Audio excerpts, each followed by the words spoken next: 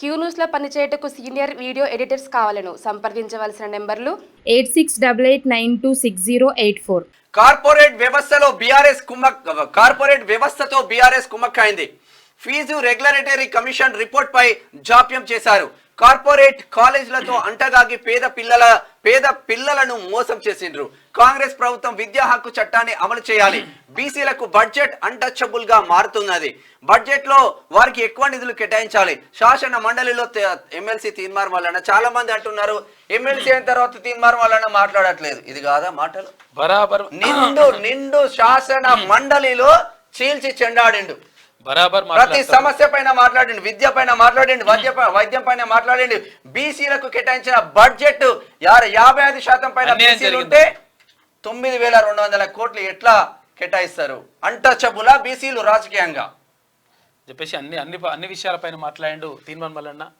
గత బీఆర్ఎస్ ప్రభుత్వం corporate college వ్యవస్థతో కుమ్మక్కై పేద విద్యార్థులను మోసం చేసిందని పట్టభద్రుల ఎమ్మెల్సీ తీర్మాన్ మల్లన్న అన్నారు. శనివారం శాసన మండలిలో తీర్మాన్ మల్లన్న మాట్లాడుతూ బంగారు తెలంగాణ చేసినమని గత పాలకులు అంటున్నారని, అసలు బంగారు తెలంగాణ అంటే ఏమిటని ప్రశ్నించారు. పేద పిల్లలకు కార్పొరేట్ స్థాయిలో విద్య వైద్యం అందించినప్పుడు అది బంగారు తెలంగాణ అవుతుందని చెప్పేసిండు.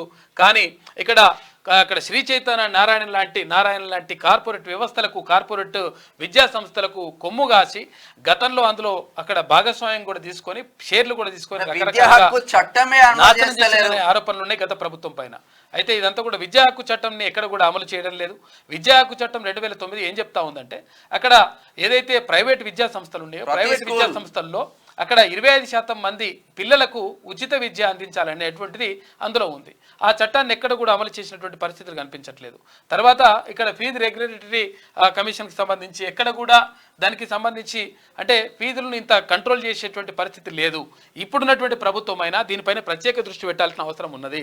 ఎందుకంటే ఇష్టం వచ్చినట్టుగా ప్రైవేట్ విద్యా సంస్థలు అక్కడ పాఠశాలలు కానీ, తర్వాత ఇక్కడ కళాశాలలు కానీ, ఇక్కడ ఇంజనీరింగ్ కాలేజీలు కానీ, మెడికల్ కాలేజీలు కానీ ఇష్టం వచ్చినట్టుగా వాళ్ళకి ఇష్టం వచ్చిన రీతిలో ఫీజులు వసూలు చేస్తూ ఉన్నాయి. కాబట్టి 100% నియంత్రణ ఉండాల్సినటువంటి బాధ్యత, అవసరం 100% ప్రభుత్వం పైన ఉన్నది. కాబట్టి దీనిపైన ఇప్పుడు చర్యలు తీసుకోవాల్సిన అవసరం ఉన్నది. గత సర్కార్ అయితే ఇక వాళ్ళు షేర్లు తీసుకున్నారు, కథం చేసి పడేసిండ్రు. కానీ ఇప్పుడైనా దానిపైన దృష్టి పెడితే బాగుంటుంది. క్యూ న్యూస్లో పనిచేయటకు సీనియర్ వీడియో ఎడిటర్స్ కావాలను సంప్రదించవలసిన నెంబర్లు 8688926084.